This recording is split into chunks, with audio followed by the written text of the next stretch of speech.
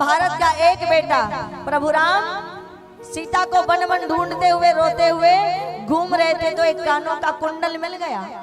कानों का कुंडल उठाकर कहते, देखो तो लक्ष्मण, देखो तो भाई लक्ष्मण, मुझे लगता है ये सीता के कुंडल है।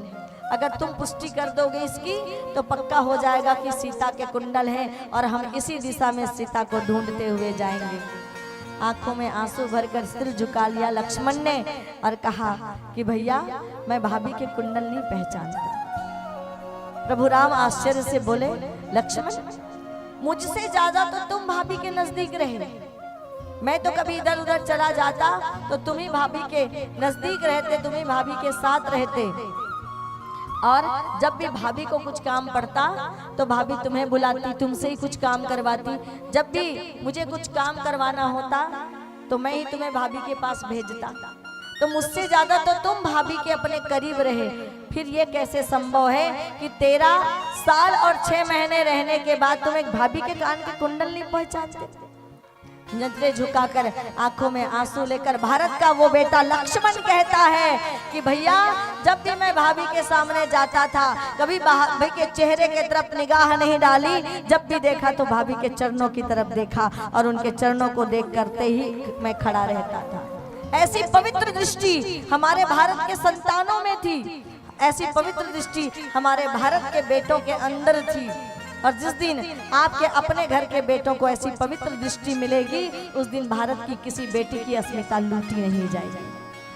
रात के 12 बजे भी अगर आपकी बेटी बाहर रहेगी तो चिंता नहीं होगी कि कोई न कोई राम उसकी रक्षा के लिए बाहर होगा।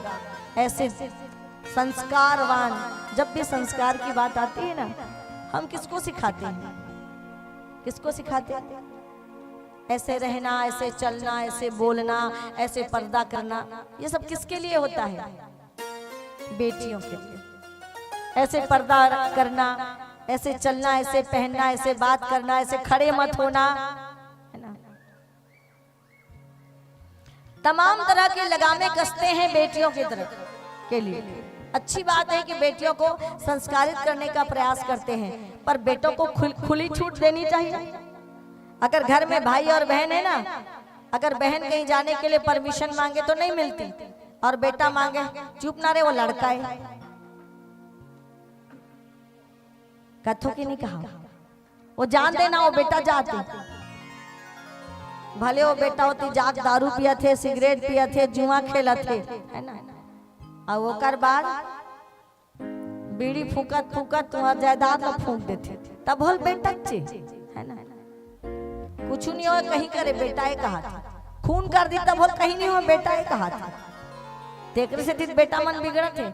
आज स्कूल में देखो ना, अगर आप गांव के, अच्छा प्राइमरी स्कूल में तो बच्चे बराबर जाते हैं, पर आप जाके हाई स्कूल और हायर सेकेंडरी स्कूल की आप हालत देखो, 60 लड़कियां हैं तो 20 लड़के नहीं है इस क्लास में। इतना अनबैलेंस हो चुका है।